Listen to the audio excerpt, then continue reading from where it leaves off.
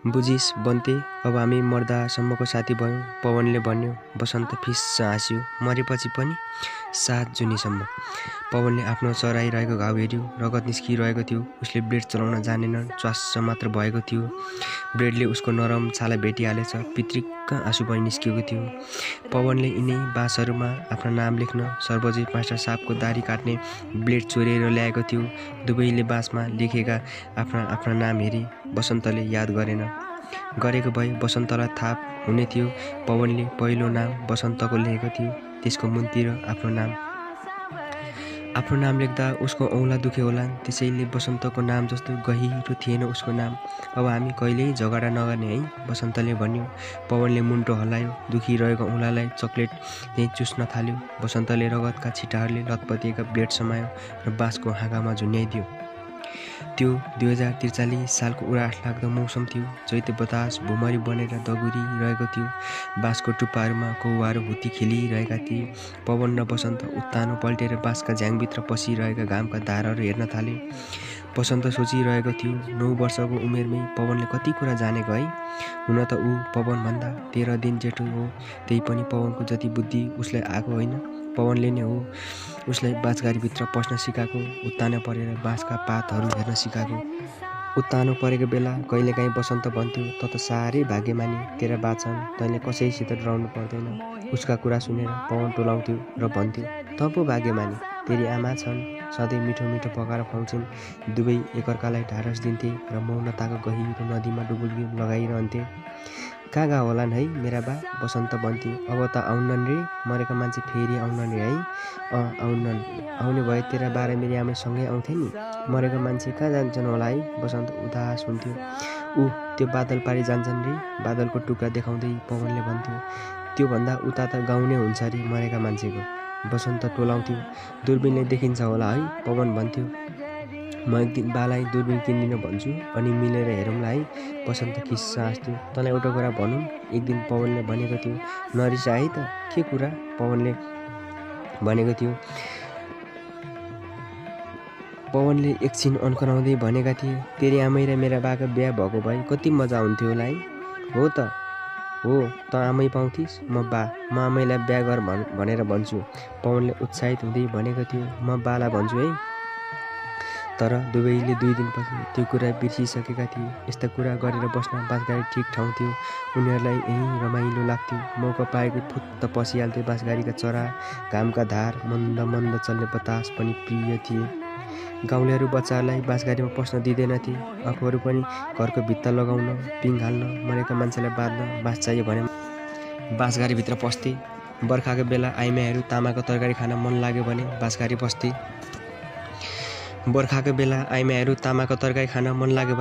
पस्थे। तर एक्लै कोही पनि पस्दैनथे, किनभने गाउँलेहरूको भनाइ थियो, बाँसघारीभित्र ठुलो अजिङ्गर बस्छ। तर अजिङ्गरलाई देख्नेहरू गाउँमा कोही थिएनन्। हरिशङ्कर बाजेले देखेका थियो रे, तर उनी बितिसकेका थिए। चिलगाडी आफूले देखेको कुरा गर्थ्यो, तर उसको कुरा कसैले पत्याउँदैन थियो। पवन र बसन्तलाई अजिङ्गरको कुरा सुन्दा डर त लाग्थ्यो, तर बाँसघारीभित्र पस्दाको आनन्द कतै पाउँदैनथे। त्यसैले आइरहन्थे। उनीहरू बाँसघारीमा आउन थालेको 2 वर्ष भइसकेको थियो र वर्षौँ भइसकेको थियो अजिङ्गरहरू कसैले नदेखेका। त्यसैले उनीहरूलाई लाग्थ्यो अजिङ्गर मरिसकेको होला या त अन्त्य गइसकेको होला। बाँसघारीमा खरायोहरू पनि भेटिन्थे कहिलेकाहीँ, कहिले लोखर्के। पवन र बसन्तले उनीहरूलाई तर्साउँदैनथे र तिनीहरू पनि तर्सिँदैनथे। बाँसघारीभित्र आफ्नै खाले अनुशासन बनेको थियो। तर आज सराक आवाज आयो। उनीहरूको ध्यान भङ्ग भयो। उनीहरूले मुखामुख गरे। बाँसका रुखहरू हल्लिन थाले। चराहरू भुर्र उडे। के आयो? लोखर्के र खरायो त यसरी रुख हल्लाउँदैनथे। उनीहरू छेउको बाँसका रुखहरू पनि हल्लिए। दुवैको मुटु ढुक गरियो। जनावर आइरहेको हो कि गाउँलेहरू, कि अजिङ्गर नै आएको हो?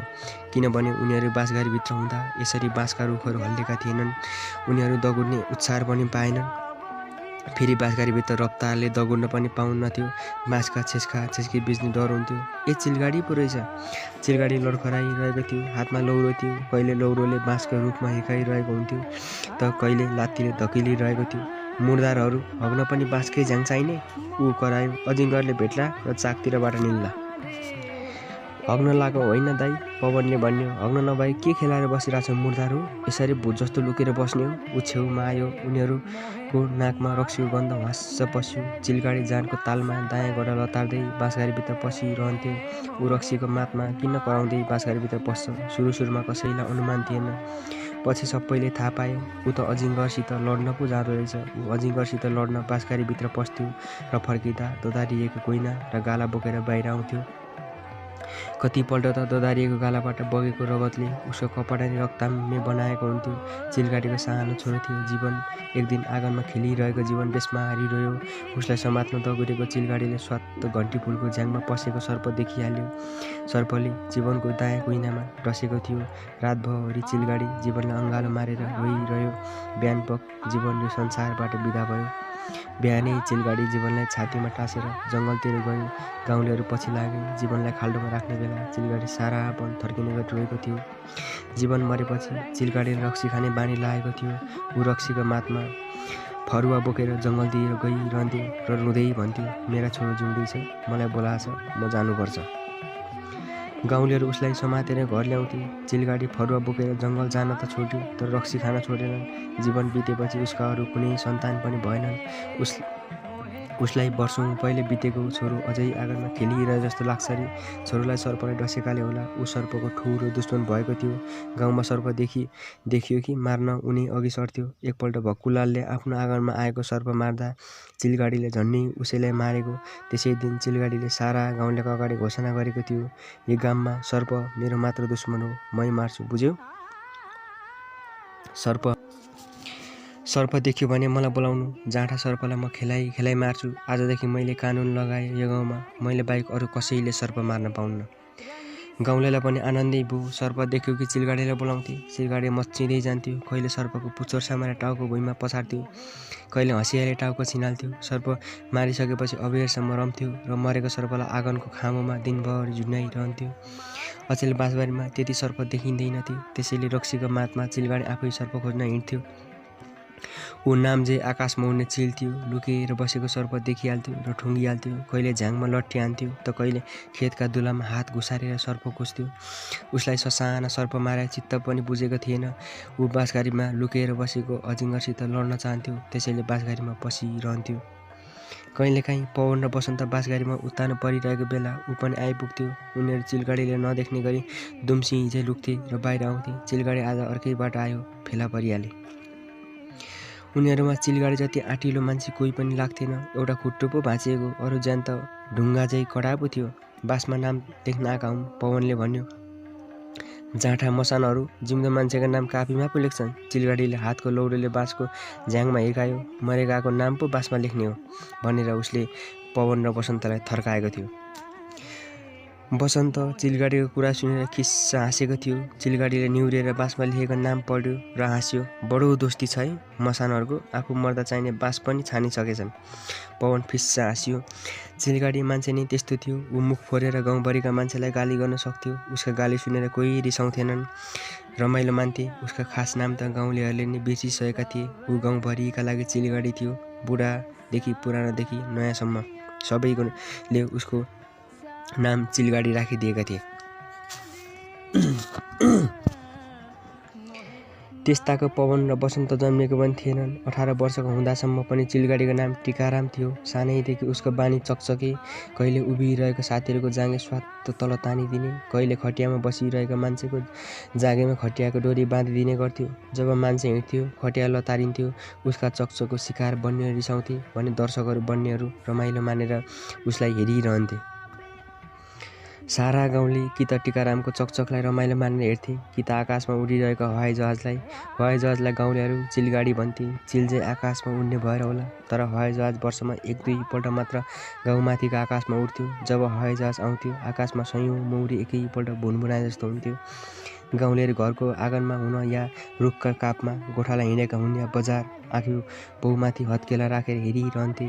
हवाईजहाज कत्ले माछा चाहिँ आकाशमा तैरिरहन्थ्यो र परपर हुँदै आकाशको किनारमा पुग्थ्यो र आगोको फिलुङ्गो चाहिँ हराउँथ्यो। गाउँलेलाई जादु जस्तो लाग्थ्यो। उनीहरूले हवाईजहाजमा मान्छे पनि बसेका हुन्छन् भन्ने पनि सुनेका थिए। उनीहरू ठान्थे मानिसहरू लहरै खुट्टा फारेर हवाईजहाजमा बसेका होलान् है, घोडामा बसे चाहिँ कति त मान्छेहरू देखिन्छन् कि भनेर रुख चढेर पनि हेर्थे। गाउँलेहरू त हवाईजहाज आएको दिन मजाले हेर्थे, साँझसम्म त्यसको कुरा गर्थे र भोलिपल्ट बिहान बिर्सी पनि सक्थे। तर टिकारामको दिमाग भने महिनौँ हवाईजहाज उडिरहन्थ्यो। मौरी चाहिँ कराउँदै ऊ सोचिरहन्थ्यो, हवाईजहाज कसरी उड्छ? उसलाई लाग्थ्यो चराका चाहिँ त्यसका पनि पखेटा हुन्छन्, तिनै पखेटालाई उडाउँछन्। एक दिन टिकारामको दिमागमा बिजुली चम्क्यो, साँच्चै पखेटा भयो भने त मान्छे पनि उड्न सक्छ। ऊ सोचिरहेको थियो के चिज मान्छेको पखेटा बन्न सक्छ। एक दिन आँगनमा मुलाको चना सुकाइरहेको नाङ्लो देखियो। उसले पखेटा पनि भेट्यो। हल्का चट्याङ भयो र गाउँको बिचमा बज्रियो। सारा गाउँलेहरू दगुर्दै गाउँको छेउ अग्लो सिमलको रुखमुनितिर आइपुगे। हाँगामा बसेर टिकाराम खैनी मोलिरहेको थियो। छेउमा दुईवटा नाङ्ला झुन्याइरहेको थियो। ऊ एक सुरले गीत गाइरहेको थियो, आकाशैमा चिल घुम्यो फनन। गाउँलेले उसको गीत सुनेर मन्त्र बरबराइरहेको जस्तो माने। उसकी आमा फुलमती खेतै दगुर्दै आइपुगिन्। गाउँकै एउटा केटो जङ्गलतिर टिकारामको बाला खबर गर्न दगुरिसकेको थियो। ए टिके, तुरुन्त तल मर, फुलमती कराइन्। उसको गीत बन्द भयो। उसले बिस्तारै आँखा उघार्यो। उसले फुलमतीको अनुहारको त्रास देख्यो। सोच्यो अहिले डराएकी आमै एकछिनमा ऊ उडेको देखेर खुसी भइहाल्छिन्। सायद भरे उसलाई मनपर्ने कटहरको तरकारी पकाउलिन्। झर्छु आमै, उड्दै झर्छु, चिलगाडी बनेर झर्छु, उसले खिस्सा हाँस्दै भन्यो। हे भगवान्, यो असत्यलाई किन जन्माइछु? अकालमै मर्ने भयो। फुलमती रुन्चे स्वरमा कराइन्, तल मर भनेको, गाउँभरि रमिता नदेखा भनेको मुर्दार। आमै, यी सारा गाउँलेहरूको काम रमिता हेर्ने त हो, मलाई उड्न त देऊ। उसले खैनी मुखमा हाल्यो, मुख चलाएर प्याच्च थुक्यो। पख, तेरा बाले हातखुट्टा बाँधेर गोठमा लडायो भने तँलाई नपुकारेस्। के लडाउँथे? ऊ हाँगामा ठिङ्ग उभियो। अहिले जङ्गलमा गएर तिनकै टाउकोमा 3 फन्का लाएर आउँछु।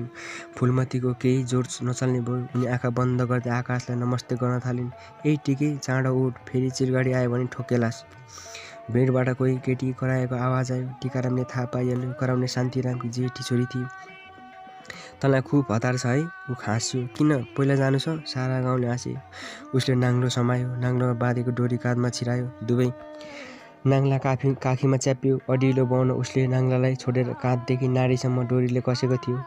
उसले दुवै हत्केलाले नाङ्लाका बिट कसेर समायो र चमेराले पखेटा हल्लाए चाहिँ एकपल्ट नाङ्ला हल्लायो। गाउँलेहरू सजग भए। भुइँमा टुक्रुक्क बसेका जुरुक उठे। भुइँको गाई गुई हल्ला सुनेर ऊ मन्द मुस्कुरायो, तर उसको मुटु ढक्क पनि नगरेको त होइन। फुलमतीले बन्द आँखा अलिकति उघारेर हेरिन्। रुखबाट हाम फाल्न तम तयार छोरो देखेर सारा आजान लगी काप्यो। हाम फाल्नलाई टिकारामले अलिकति ज्यान झुकायो। भुइँमा सन्नाटा छायो। उसले आँखा चिम्म गर्यो। उडेपछि मात्रै खोल्छु भन्ने सोचेको थियो। ऊ हावामा तैरियो। उसले छोडेको हाँगा थरर हल्लिरहेको थियो।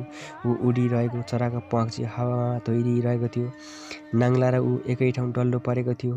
भुइँले यति रफ्तारमा तानिरहेको थियो कि उसले केही सोच्न पाएन। एउटै अँध्यारो डल्लो नाकतिरबाट माथि आयो र उसको आँखामा ठोकियो। गाढा अँध्यारो र उसको मुखबाट एउटा अर्थनाद निस्कियो, मरे नि आमै, घड्याम्म। गाउँलेले एक निमेषमै उसलाई भुइँमा पछारिएको देखे। धुलो उडिरहेको थियो। ऊ मट्याङ्ग्रा लागेर खसेको ढुकुर चाहिँ भुइँमा छटपटाइरहेको थियो। दुवै नाङ्ला घाइते पखेटा चाहिँ हल्लिरहेका थिए। ऊ 6 घन्टासम्म बेहोस भयो।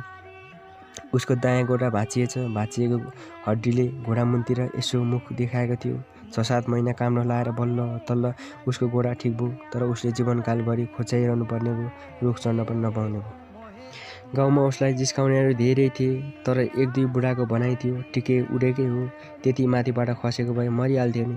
एउटा खुट्टो त भाँचिएको हो। ऊ उड्न त उड्यो, तर पखेटा चलाउन जानेन। चराहरूलाई त सुरुमा उड्दा गाह्रो हुन्छ भने ऊ त मान्छे थियो। रै पनि ऊ आफैलाई भने आफू उडेको हुँ भन्नेमा रत्तिभर पनि विश्वास थिएन।